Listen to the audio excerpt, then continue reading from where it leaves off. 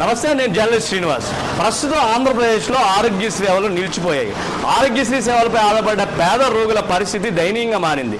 9 నెలల కాలంలో ప్రభుత్వం నుంచి రావాల్సిన బకాయిలకు సంబంధించి ప్రైవేటు ఆసుపత్రి యాజమాన్యం హుకుం జారీ చేసినప్పటికీ ప్రభుత్వంలో స్పందన లేదు. ప్రస్తుతం అన్ని హాస్పిటల్ కూడా వెలవెలబోతున్నాయి. ప్రస్తుతం మనం అమరావతి కేంద్రంగా జరుగుతున్న అన్ని హాస్పిటల్ ఒకసారి పరిశీలిద్దాం. ప్రస్తుతం స్టార్ హాస్పిటల్ ఉన్నాం. స్టార్ హాస్పిటల్లో పరిస్థితి ఈ విధంగా ఉంది. ఎక్కడా కూడా రోగులు అంటే ఆరోగ్యశ్రీ సేవలకు సంబంధించి రోగుల రాకపోకలకు నిత్యం కలకలాడే హాస్పిటల్ని ఈరోజు వెలవెలబోయే పరిస్థితి కనబడుతుంది. ప్రభుత్వం నుంచి రావాల్సిన బకాయిలకు సంబంధించి ప్రభుత్వం స్పందించకపోవడంతో ఆరోగ్య సేవలను ఎట్టి పరిస్థితుల్లో వీటన్నింటినీ కూడా పునరుద్ధరించాలని పెద్ద ఎత్తున యాజమాన్యం కోరుతుంది. అయితే ఆరోగ్యశ్రీ సేవలకు సంబంధించి ఆ వార్డులు ఏ విధంగా ఉన్నాయో అంటే అత్యవసరంగా కొనసాగుతున్న యాజమాన్యం సంబంధించి చికిత్స సంబంధించి వైద్యం కొనసాగుతుంది. ప్రాథమిక చికిత్సకు సంబంధించి యాజమాన్యం తీసుకోవాల్సిన నిర్ణయాల్ని యాజమాన్యం కూడా పూర్తిగా రద్దు చేయడంతో ఆపుకోవడంతో ఈ నెల 26వ తారీఖు వరకు కూడా దీనికి సంబంధించి ఆసుపత్రి యాజమాన్యం ప్రభుత్వానికి అల్టిమేటం జారీ చేసింది. మాకు రావాల్సిన బకాయిలను చెల్లించండి, మేము కూడా ఖర్చులు పెట్టుకుంటున్నాం కదా, ఈ నేపథ్యంలో మీరు మాకు చెల్లించుకుంటే మేము చాలా ఇబ్బంది పడే పరిస్థితి ఉంది. ఈ నేపథ్యంలో మాకు ఖచ్చితంగా మీరు ఆదుకోవాలి, మీరు ఆదుకోకుండా మేము చాలా ఇబ్బంది పడే పరిస్థితి అన్నారు. ఇప్పుడు ప్రస్తుతం ఆరోగ్యశ్రీ వార్డులోకి వెళ్దాం. ఆరోగ్యశ్రీ వార్డులో పరిస్థితి ఏ విధంగా ఉంది, అసలు ఆరోగ్యశ్రీ వార్డులో ప్రజలు ఏ విధంగా ఉన్నారు, వాళ్ళందరూ కష్టాలు ఏ విధంగా ఉన్నాయి అంటే భవిష్యత్తులో ప్రభుత్వం రేపొద్దున ఈ నిర్ణయం తీసుకోకపోతే కనుక ప్రభుత్వం ఇవన్నింటినీ పునరుద్ధరించకపోతే ఈ రోగుల పరిస్థితి ఏంటన్నది కూడా చాలా దయనీయమైన పరిస్థితి కనబడుతుంది. ప్రస్తుతం ఆరోగ్యశ్రీ వార్డులో ఎంతమంది ఉన్నారు, ప్రస్తుతం ఎంతమంది చికిత్స తీసుకుంటున్నారు కదా? 6 ఉన్నారు. ఆంధ్రప్రదేశ్లో పూర్తిగా కూడా 646 నెట్వర్క్ ఆసుపత్రులు పనిచేస్తున్నాయి. వీరందరూ కూడా ఆరోగ్య వైద్య సేవలు అందిస్తున్నాయి.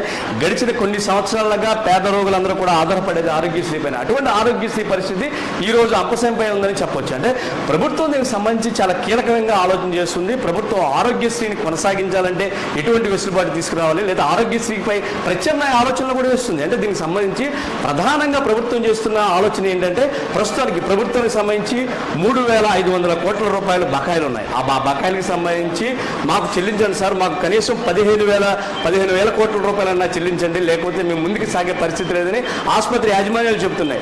ఈ నేపథ్యంలో ప్రస్తుత పరిస్థితుల నేపథ్యంలో ప్రభుత్వం నుంచి అందుతున్న వెసులుబాటుని సంబంధించి ఆరోగ్యశ్రీ ఏదైతే నెట్వర్క్ ఆసుపత్రులు ఉన్నాయో వాటి మనుగడ కూడా కష్టంగా అవుతుంది. కనీస అవసరాలు తీర్చలేని పరిస్థితులు ఉంది. ఆసుపత్రి సిబ్బందికి కానీ వైద్యులకు కానీ జీతాలు ఇచ్చుకోలేని పరిస్థితుల్లో ఆసుపత్రులు ఉన్నాయి.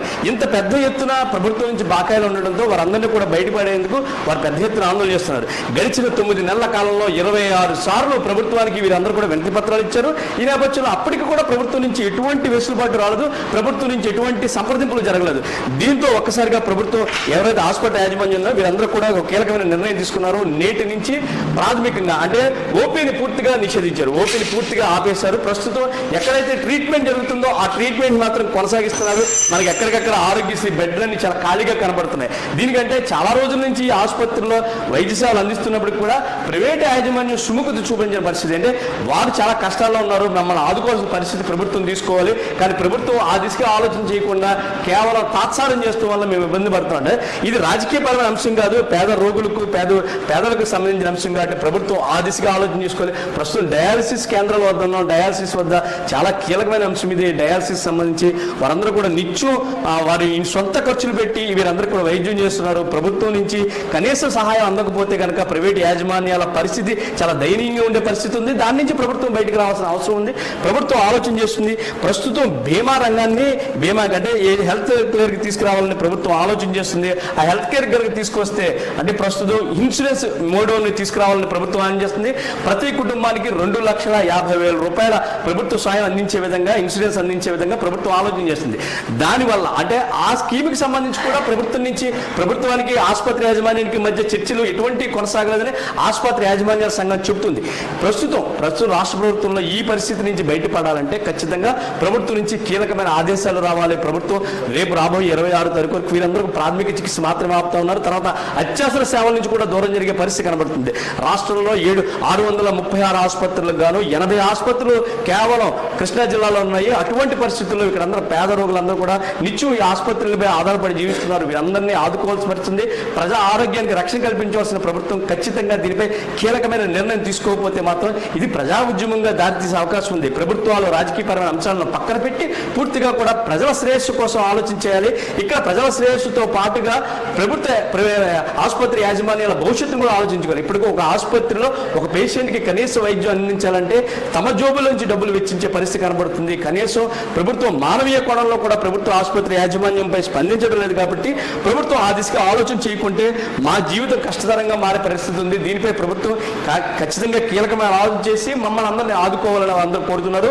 ప్రస్తుతం రాష్ట్ర వ్యాప్తంగా ఏదైతే నెట్వర్క్ ఆసుపత్రుల్లో ప్రజా వైద్యం ఆగిపోయింది, దీని నుంచి మరింత కీలకమైన అంశాలుగా ప్రభుత్వం నిర్ణయం తీసుకుని దీన్ని ముందుకు తీసుకెళ్తున్న అవసరాన్ని ప్రైవేట్ యాజమాన్యం పదే పదే గుర్తు చేస్తుంది. నేడో రేపో ఖచ్చితంగా దీనిపై ఒక చర్చ ప్రభుత్వం నుంచి చర్చలు ప్రారంభమయ్యే అవకాశం ఉంది. కాబట్టి ఖచ్చితంగా పేద రోగులకు వైద్యం ఎవరైతే ప్రైవేటు ఆసుపత్రుల్లో అందరూ కూడా సయోధ్య కుదిర్చేందుగా ప్రభుత్వం ఆలోచన చేస్తుంది. వీరిది ప్రధాన డిమాండ్ కేవలం రావాల్సిన బకాయిల్లో 3,500 బకాయిలలో 15,000 రూపాయలను మాకు బకాయిలు చెల్లించండి. బకాయిలు చెల్లిస్తే ఖచ్చితమైన వెసులుబాటు ఉంటుంది. ఆ దిశగా ప్రభుత్వం ఆలోచించేది వీరందరూ కోరుతున్నారు. ప్రభుత్వం నుంచి బీమా సదుపాయాన్ని ఇన్సూరెన్స్ మోడ్లోకి వెళ్ళాలని ప్రభుత్వం ఆలోచన చేస్తుంది. ఏదేమన్నప్పటికీ ప్రభుత్వం నుంచి సానుకూలమైన ఆలోచన వచ్చి యాజమాన్యానికి వచ్చే సయోధ్య గురించి పేద రోగులకు అందరికీ ఆరోగ్యం అందాలని కోరుకుంది. ప్రస్తుతం ఇది అమరావతిలోని ప్రస్తుత పరిస్థితి.